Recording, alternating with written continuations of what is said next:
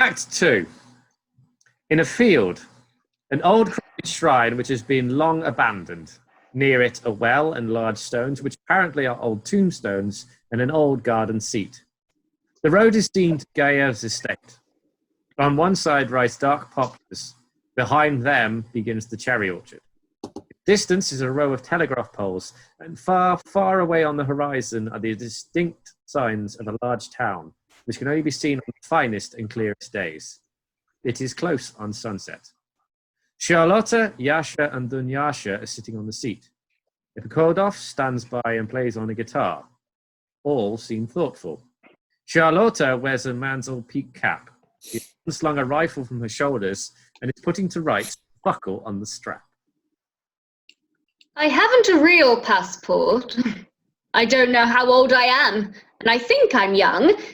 When I was a little girl, my father and mother used to go round fairs and give very good performances, and I used to do the salto mortale and various little things. And when Papa and Mama died, a German lady took me to her and began to teach me. I liked it. I grew up and became a governess. And where I came from and who I am, I don't know. Who my parents were. Perhaps they weren't married. I don't know. Takes a cucumber out of her pocket and eats. I don't know anything. I do want to talk, but I haven't anybody to talk to. I haven't anybody at all. Yephikodov plays on the guitar and sings. What is this noisy earth to me?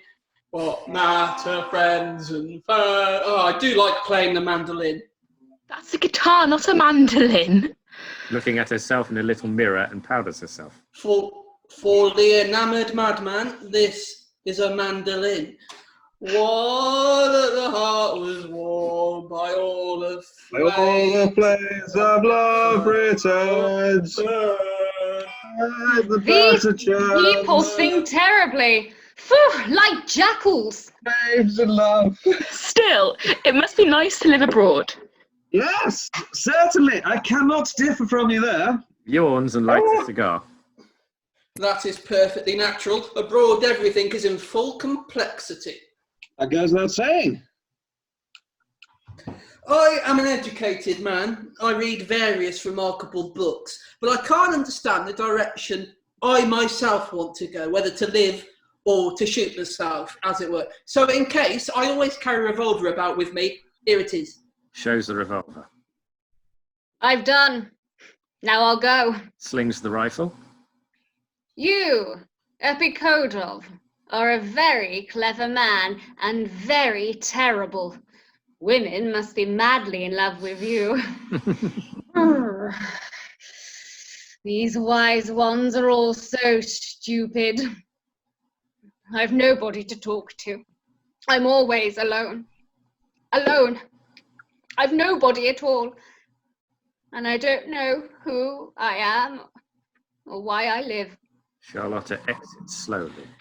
As a matter of fact, independently of everything else, I must express my feeling, among other things, that fate has been as pitiless in her dealings with me as a storm is to a small ship.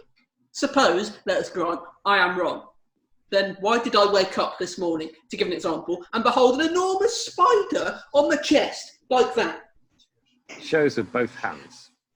Like that. And if I do drink some kvass, why is it that there is bound to be something of the most indelicate nature in it, such as a beetle? Have you read Buckle? I should like to trouble you, of Dr. Fedorona, of 2 words. Say on. I should prefer to be alone with you. Very well. Only first bring me my little cloak. It's by the cupboard. It's a little damp here. Very well, I'll bring it. Now I know what to do with my revolver. Takes guitar and exits, strumming. 22 troubles. A silly man between you and me and the gatepost. Hope to goodness he won't shoot himself. I'm so nervous, I'm worried. I went into service when I was quite a little girl, and now I'm not used to common life. And my hands are white as a lady's, and so tender and so delicate now, respectable and afraid of everything. I'm so frightened, and I don't know what will happen to my nerves if you deceive me, Yasha. Kissing her. Little cucumber. Of course, every girl must respect herself. There's nothing I dislike more than a badly behaved girl. I'm awfully in love with you. You're educated, you can talk about everything. Yes. I think this. If a girl loves anybody, then that means she's immoral. It's nice to smoke a cigar out in the open air. Somebody's coming. It's the mistress and people with her. Dunyasha embraces him suddenly. Go to the house. Go to the house as if you've been bathing in the river. Go by this path or I'll meet with you and we'll think I've been meeting you. I can't stand that sort of thing. My head's aching because of your cigar. Exits. Yasha remains sitting by the shrine. Enter Lyubov Andreevna, Gayev, and Lopakhin. You must make up your minds definitely. There's no time to waste. The question is perfectly plain. Are you willing to let the land for villas or no? Just one word. Yes or no. Just one word. Who's smoking horrible cigars here? They built that railway. That's made this place very handy. Went to town and had lunch. Red in the middle. I'd like to go in now and have just one game. You'll have time. Just one word. Give me an answer. Really? Oh, I had a lot of money yesterday, but there's very little today. My poor Varya feeds everyone on milk soup to save money. In the kitchen, the old people only get peas, and I spend recklessly. Drops the purse, scattering gold coins. They're all over the place. Permit me to pick them up? Collecting the coins. Please do, Yasha. And why did I go and have lunch there?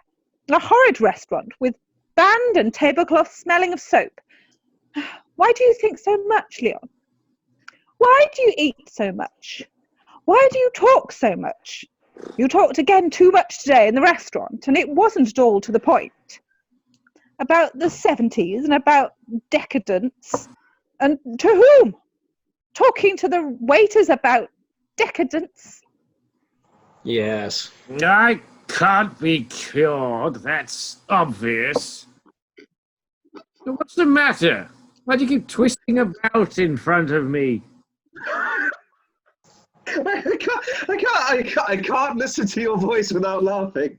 Either he or I. Go away, Yasha. Get out of this. Yasha gives purse to Lyubov I'll do it Andreevna once. This minute. and exits.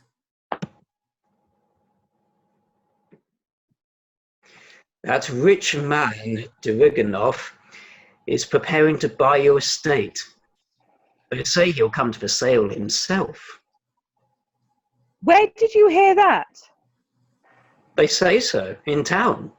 Our Yaroslav aunt has promised to send him something, but I don't know when or how much. How much will she send? 100,000 rubles? Or 2, perhaps? I'd be glad of 10 or 15,000. You must excuse my saying so, but I've never met such frivolous people as you before, or anybody so unbusinessmanlike and peculiar. Here I am telling you in plain language that your estate will be sold, and you don't seem to understand. Oh, what are we to do? Tell us. What? I tell you every day. I say the same thing every day. Both the cherry orchard and the land must be leased off for villas, and at once, immediately. The auction is staring you in the face.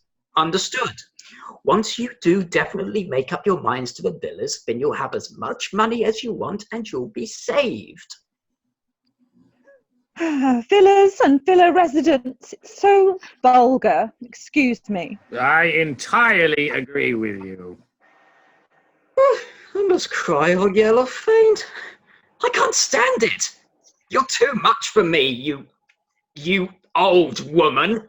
Really? Old woman. Going out.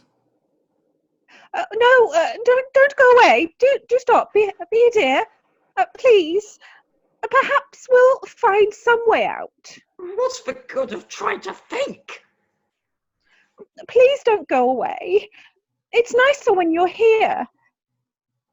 I keep on waiting for something to happen, as if the house is going to collapse over our heads. Double in the corner, across the middle. We have been too sinful. What sins have you committed? They say that I've eaten all my substance in sugar candies.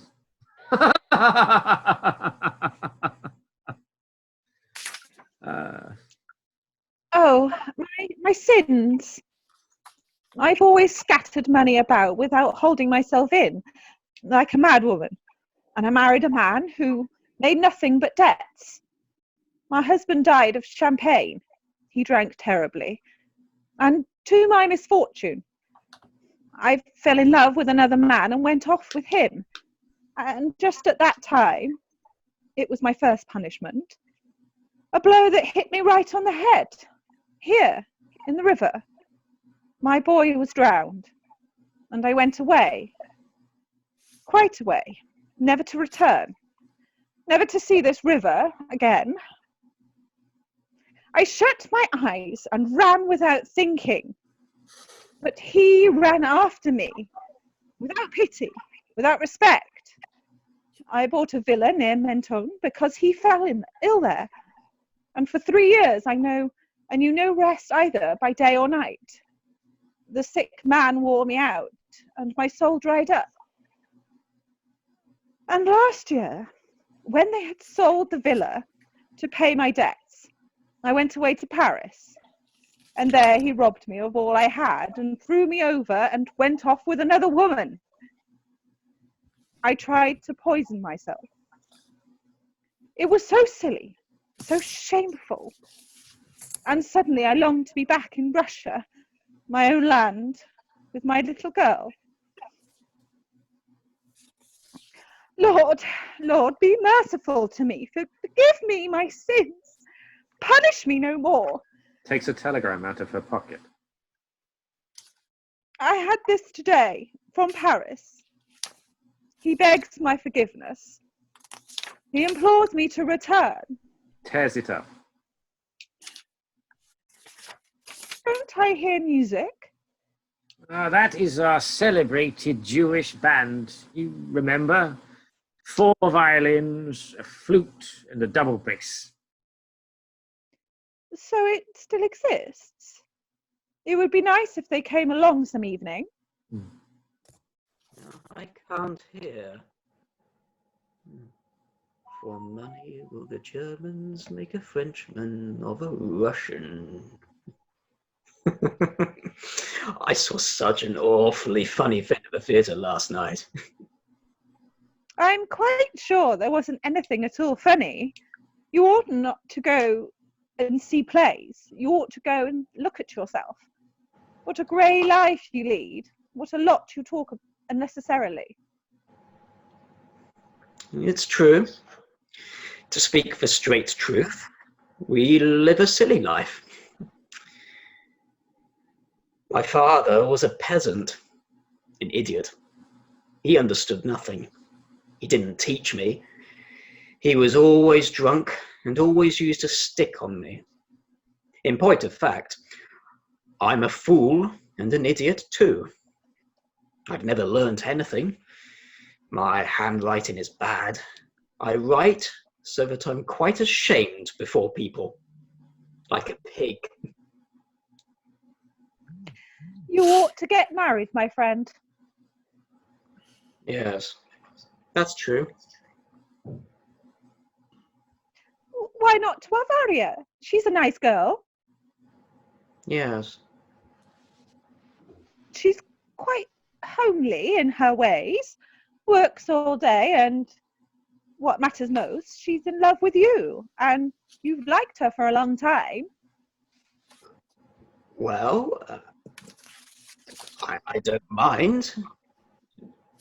She's a nice girl. I'm offered a place in the bank. 6,000 rubles a year. Did you hear? What's the matter with you? Stay where you are. Enter Fears with an overcoat. Please, sir, put this on. It's damp. You're a nuisance, old man. Oh, it's all very well. You went away this morning without telling me. Examining Gayev. How old you've grown, Fears. I beg your pardon. She says you've grown very old. Oh, I've been alive a long time. They were already getting ready to marry me before your father was born. And when the emancipation came, I was already first valet. Only I didn't agree with the emancipation and remained with my people. I remember everybody was happy, but they don't know why. It was very good for them in the old days. At any rate, they used to beat them.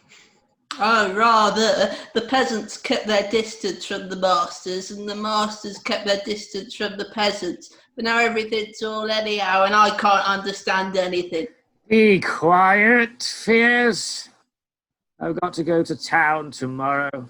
I've been promised an introduction to a general who may lend me money on a bill. Nothing will come of it. And you won't pay your interest, don't you worry. He's talking rubbish. There's no general at all. Enter Trofimov, Anya, and Varya. Here they are. Mari's sitting down here. Come, my dears. Embracing Anya and Varya. If you two only knew how much I love you. Sit down next to me, like that. They all sit down. Our eternal student is always with the ladies. That's not your business. He'll soon be 50, and he's still a student. Leave off your silly jokes. Getting angry, eh, silly? Shut up, can't you? I wonder what you think of me. I think, Yermolay Alexievich, that you're a rich man and you'll soon be a millionaire. Just as the wild beast which eats everything it finds is needed for changes to take place in matter, so you are needed too. Better tell us something about the planets, Peter. No, let's go on with yesterday's talk. About what? About the proud man. Yesterday we talked for a long time, but we didn't come to anything in the end. There's something mystical about the proud man, in your sense. Perhaps you are right from your point of view, but if you take the matter simply, without complicating it, then what pride can there be? What sense can there be in it if a man is imperfectly made, physiologically speaking? If, in the vast majority of cases, he is coarse and stupid and deeply unhappy? We must stop admiring one another. We must work, nothing more. You'll die. All the same. Who knows? And what does it mean, you'll die? Perhaps a man has 100 senses, and when he dies, only the 5 known to us are destroyed, and the remaining 95 are left alive.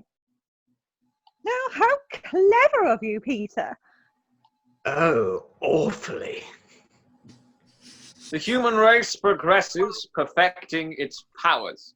Everything that is unattainable now will someday be near at hand and comprehensible, but we must work. We must help with all our strength those who seek to know what fate will bring.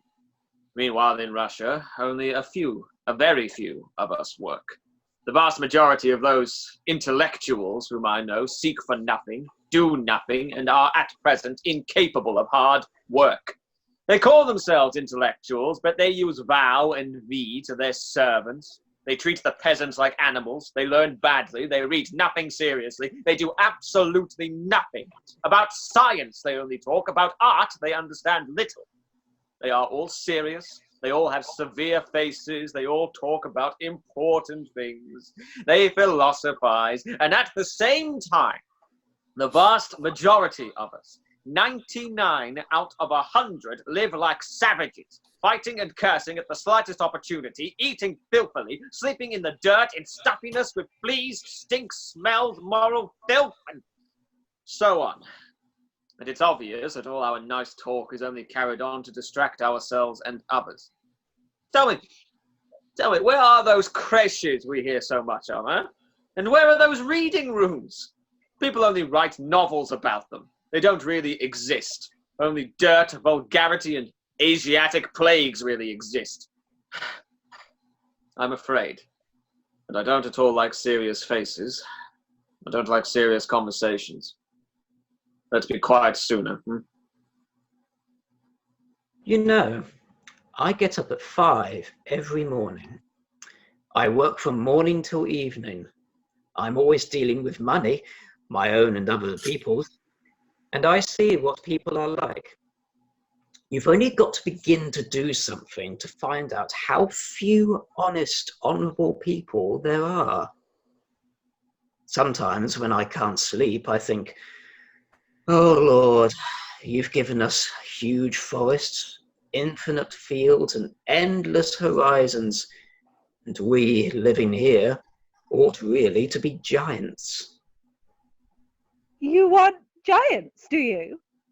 They're only good in stories, and even there they frighten one. Yephikodov enters at the back of the stage playing his guitar. Yephikodov's here. Yephikodov's there. The sun sets, ladies and gentlemen. Yes.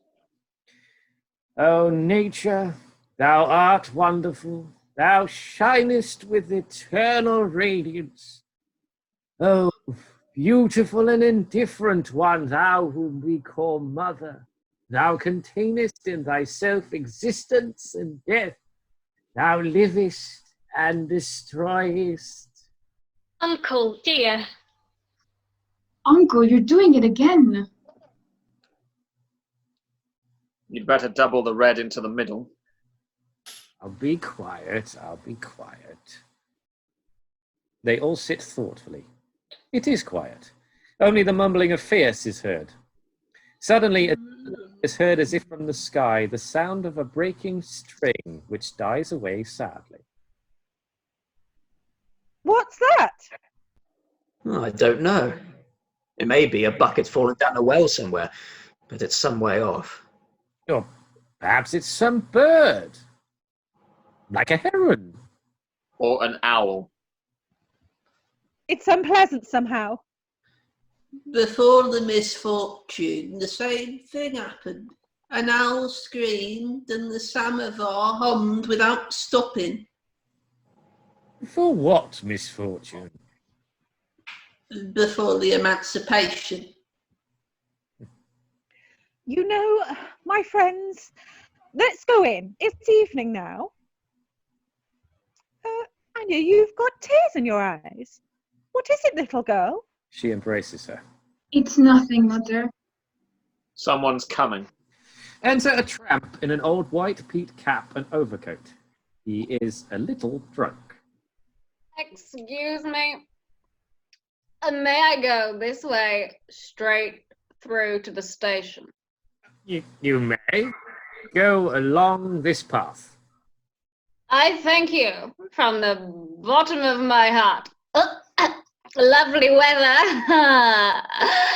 My brother, my suffering brother. Come out on the Volga, you whose groans.